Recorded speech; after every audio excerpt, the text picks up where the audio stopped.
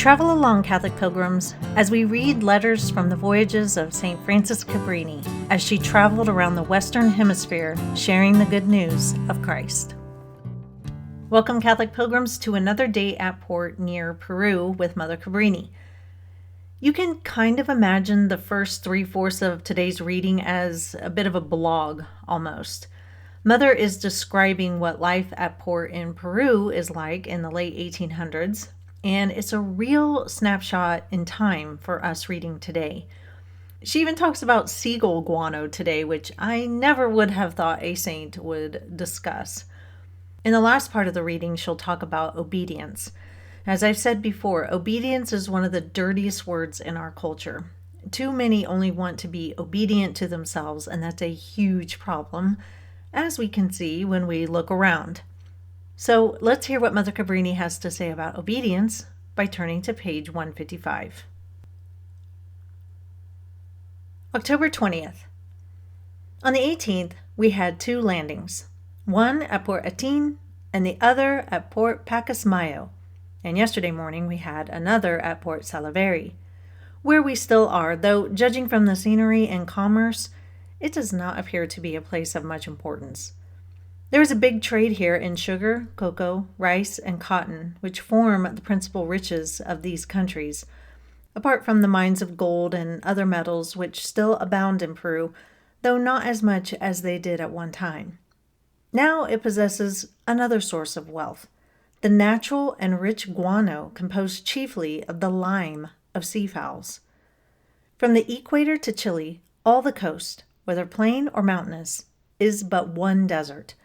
There is not a blade of grass, not a tree, nothing that gives the slightest indication of vegetation. Nothing can be cultivated, for there is no rain except at intervals of 5 to 7 years.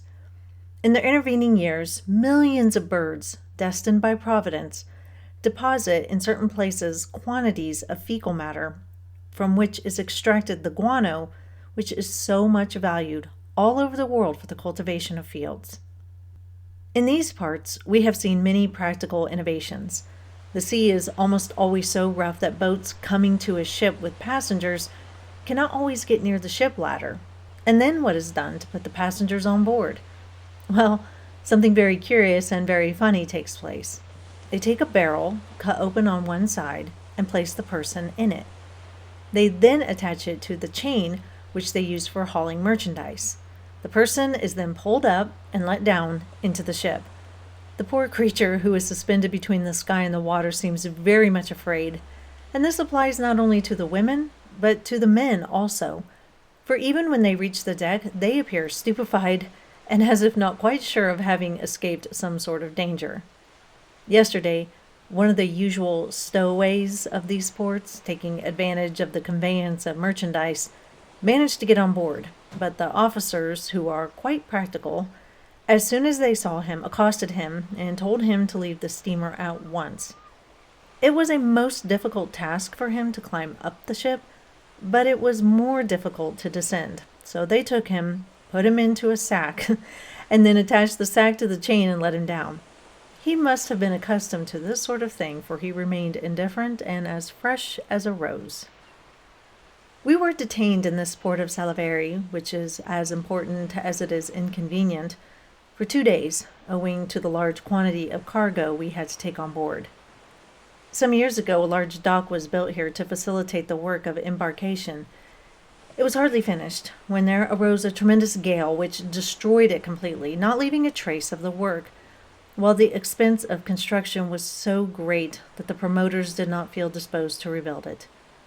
The ocean is very rough here, and the waves break so violently that they actually frighten us. The cargoes are brought across in large and strongly built boats, and notwithstanding their size, they often seem to be on the point of foundering as the great waves sweep over them and hide them from sight, while we remain in terrible suspense until we see them rise again above the tremendous waves. Amidst the force of the waves, these unfortunate boats roll from one side to another, though they are in the hands of 10 strong rowers with long board oars. The one at the stern, who acts as steersman, has a bigger oar than the others and works with all his might and main. Others come with balsas, a boat of somewhat primitive construction and formed of planks of long big trees, called balsas. These planks are as light and spongy as cork and offer great resistance to the water. By means of these boats, they transport bags of charcoal, which is used in these parts. It is said to be a safer form of transport than any other kind of boat. However, I should not care to trust myself on one of them except under obedience, in which case fear ceases and is replaced by a trust which brings security. Obedience. Oh, dear word, obedience. The revealed word, ray of true light, which descends upon us from the Father of light as a manifestation of the divine will by means of his representatives on earth. He who does the will of God feels great peace, tastes heaven in advance. And what great joy is ours, O daughters, who live under obedience, or rather, in the state of obedience, really, actually, and continually doing the will of God. Ego quae placita sunt e facio semper. I always do it for him. Those who live under obedience are sure of their way because in the practice of obedience there are no errors, no deceits, no illusions, nor darkness. Obedience. Obedient souls are the delight of the heart of Jesus, who has said his treasures are always open to his beloved and faithful spouses. It is they whom he makes the dispensers of his possessions on earth and in heaven. Do you love Jesus, daughters? Do you want to be his faithful spouses? If so, love obedience. Obey always for God's sake. Let every command be easy to you on account of the faith you have in holy obedience. Are you sure of the steps you take, of the solidity of your work, of the strength of your spirit? In the way of obedience, not only will you walk, but you will fly like royal eagles and spend a quiet and happy life, being able to repeat to yourselves, I am sure I am doing God's will. Remember, no one ever became a saint without obedience, for it is obedience which is the favorite virtue of all the saints. Do not do things by halves, but let your obedience be entire and perfect, just like that of Jesus. Firstly, in the performance of it, by following promptly, entirely, and happily all that is ordered by the superior. Secondly, as regards the will, by not wishing for anything but what the superior wishes. Thirdly, as regards your judgment, by judging and thinking as the superior judges and thinks. Which of you, daughters, has not contracted debts with God in the course of your life?